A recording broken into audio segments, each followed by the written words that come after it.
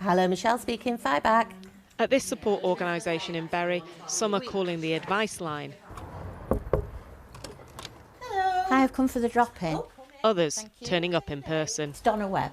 Donna fears cuts to personal independence payments that help with the cost of disabilities. I don't really want to go down, the food bank or the food club, really. But there again, I don't know, I might have to do that. David's wife has dementia, and so they get benefits for those too unwell to work. She might need live-in care at some stage, and that's just a tremendous drain. So, it's not knowing what's round the corner as well.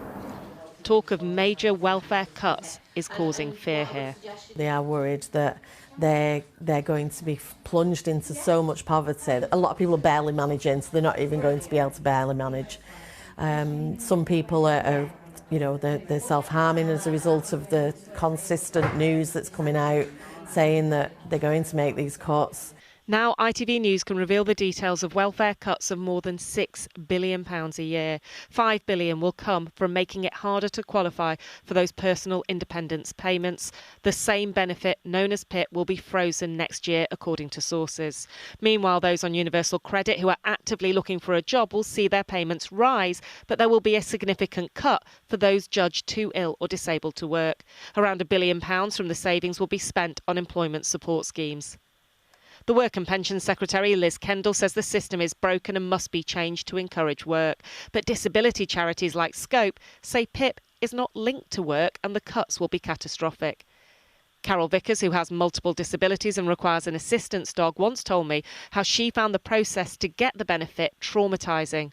Returning to see her in Horsforth near Leeds, she said disabled people need PIP because of the additional costs of disability.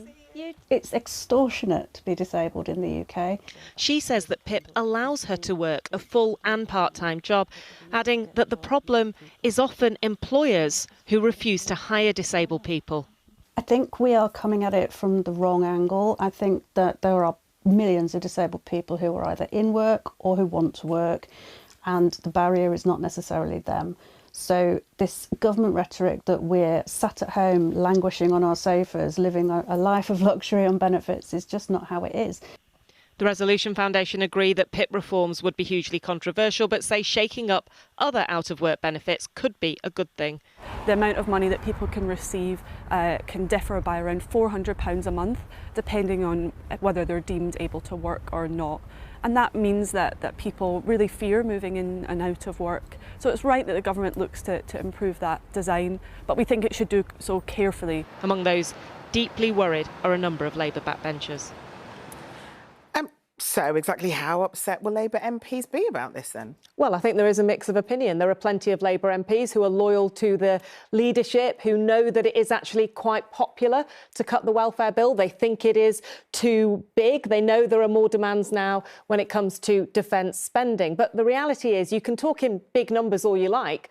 This is going to hit some of the most vulnerable people in the country. It was actually too much, as you mentioned, for the Conservative government to go after personal independence payments. Rishi Sunak considered means testing them, but I saw advice from his officials telling him to step back from the brink, that, that this would take important aids from up to 1 million disabled people, that would be terrible optics. There are a number of Labour MPs who came into politics to support those people. So there are some real worries that I'm hearing from those MPs. Clive Efford, who chairs the Tribune group of soft left MPs, has said if people are worried about the scale of these cuts, they need to be lobbying the leadership now, because when we get the budget, it will be too late.